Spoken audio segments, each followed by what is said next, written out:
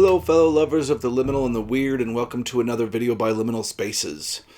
Today we are going to be talking about August Derleth's story, The Return of Hastur. My copy is in this Beagle paperback Mask of Cthulhu edition, which apparently is connected with the Arkham edition of H.P. Lovecraft. It says this is book 7. I'm sure there's an interesting history of publication there. So I've been doing a group of videos where I started with Ambrose Bierce, who first came up with the concepts of Carcosa and Hastur, and followed those concepts through Robert W. Chambers, who wrote The King in Yellow, and then I followed them into H.P. Lovecraft, and now I am following the concepts out into writers beyond H.P. Lovecraft. And the first one I'm doing is August Derleth. I do have a playlist for all of these books, so if you'd like to watch all these videos that involve Hastur or Carcosa or anything like that, you can find the playlist under the playlist section of the channel and watch all those videos in order. Alright, with no further ado, let's get into The Return of Hastur. So the first time we saw Hastur was in Ambrose Bierce's Haita the Shepherd, and in that book, Hastur was a name that he mentioned briefly as a god of shepherds. In Robert W. Chambers' work, Hastur is mentioned every once in a while, but it's not 100% sure if it's a place or a person or a god. In Lovecraft, Hastur is mentioned as a god that is worshipped by a cult that is against the Migo cult. If I'm not getting all this right, please let me know in the comments. Derleth brings another dimension to Hastur.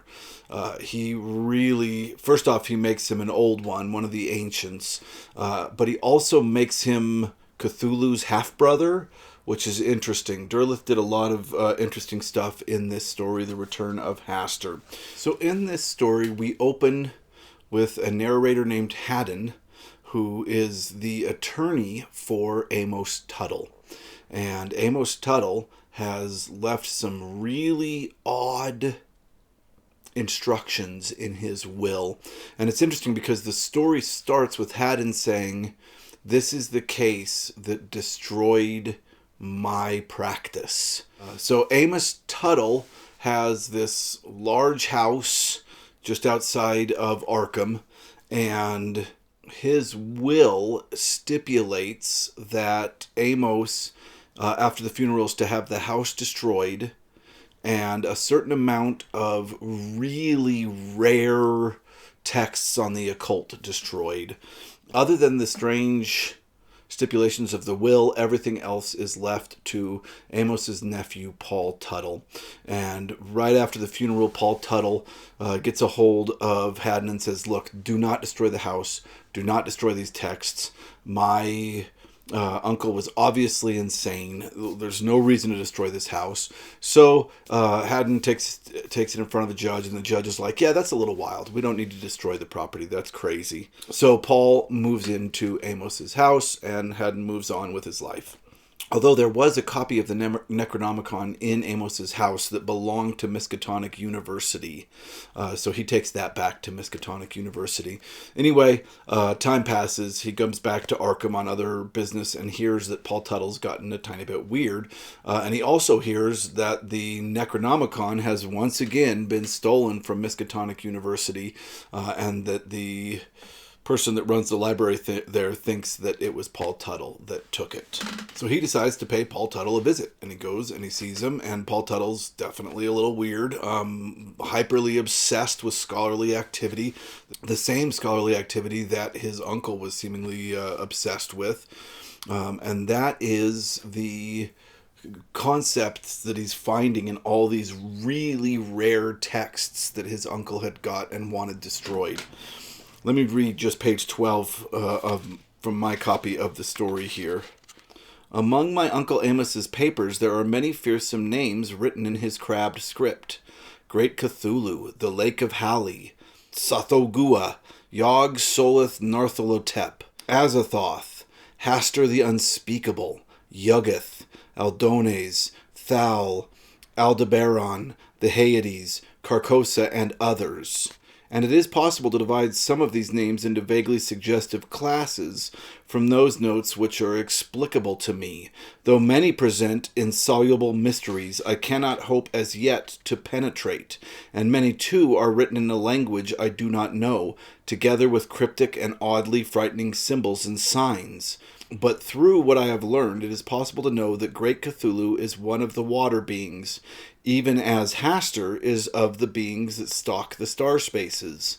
And it is possible to gather from vague hints in these forbidden books where some of these beings are.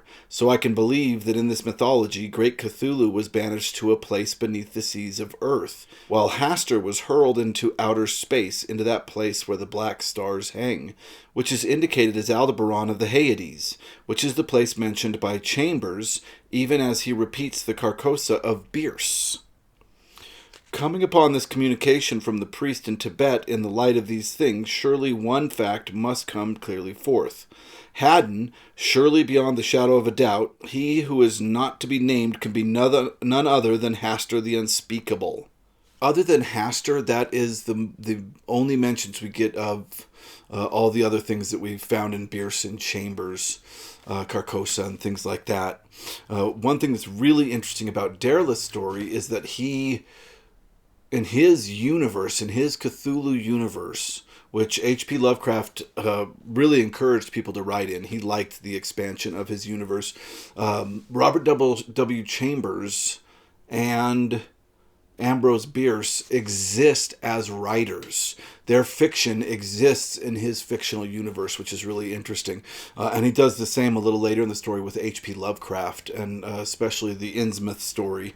So yeah, he's bringing all these weird tales into his own universe as examples of fiction that are actually talking about real things. The rest of the story shows the slow breakdown of Paul Tuttle as he delves more and more into this mythology and has a wild ending that we'll get into later in this video.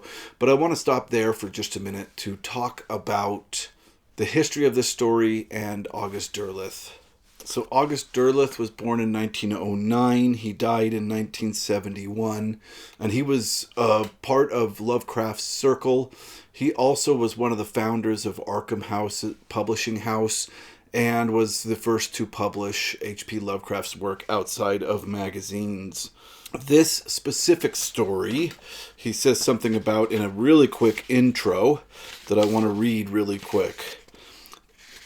The narratives in this book are manifestly on Lovecraftian themes. Indeed, one of them, The Return of Hastur, was begun before the death of H.P. Lovecraft, who saw its opening pages and the outline of my proposed development, and in consequence made several suggestions which were enthusiastically incorporated into the story.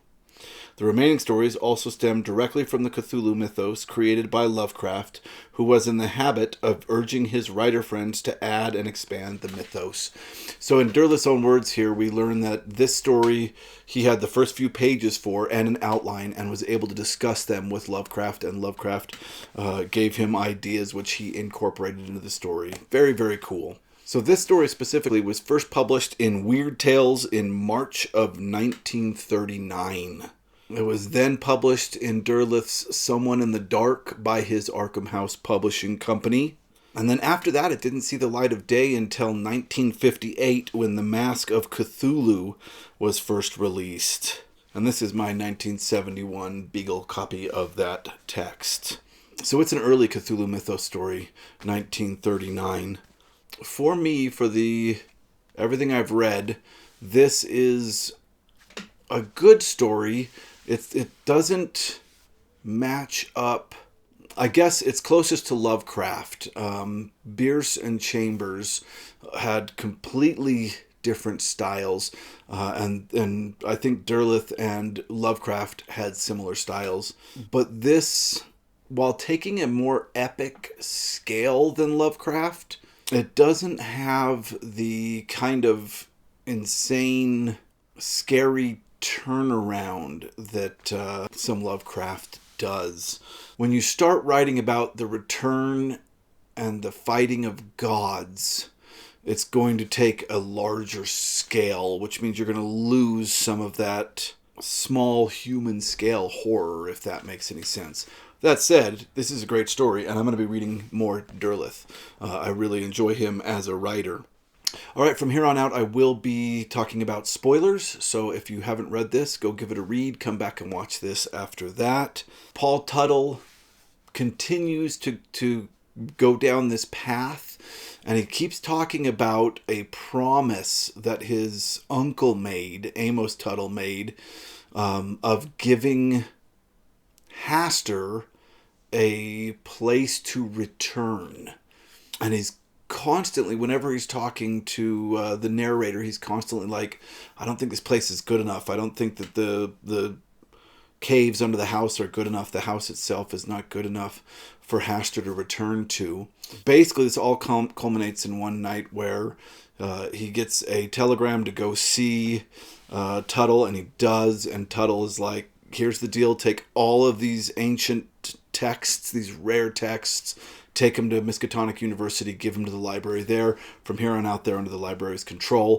And he says, I have an envelope here with some serious instructions in it. I want you to go away to wherever you're staying, and if I don't call you by 10 o'clock, I want you to follow what's in this envelope. And he said, and I'm serious. I have called and talked to the judge and told him that you need to follow this. So he goes right to the judge's house, and they discuss it for a while, and they're like, yeah, there's some weird stuff going on. And they said, well, let's open the letter and see what it says. It's way before 10. And they open the letter, and it basically says, I have rigged the house to blow up. After 10, if you haven't heard from me, just go push the button. It's right by the gate of the west side. I can't remember exactly what he says. Go push this button, blow up the house, get it done with. And they're like, okay, this is strange stuff. And the judge is like, what are you going to do? And he says, well, I'm going to do it. Because he has seen weird stuff. And there's a night that he stays there where he hears footsteps, but they're squishy, huge, giant footsteps that he hears. He feels like outside the house, and then he feels like they're under the house, and there's definitely some culty stuff going on. So he has seen enough, and had that one really terrifying night there is enough to convince him that, yeah, he's going to do what Paul Tuttle asks him, what he should have done when Amos asked him in the first place. So right before 10, they get a call where Paul is like, you got to come do it now. You know where to go push the button, do it. And then he suddenly starts, he goes insane, and these words, these names of old gods start bubbling up in his throat. And Haddon takes off and runs for this area where he's going to be able to push this button and blow up the house. And right away, the judge calls the cops right after he runs out of the house. And he runs there, and he can hear the sirens coming, and he blows up the house. Which was interesting, because I was like, well, he's not going to experience any of the horror. It's weird that we didn't follow Paul Tuttle through this story, which I think is kind of, well, no, that's not exactly what Lovecraft would do. I think Lovecraft often has somebody be a friend to somebody that's studying this stuff and go insane.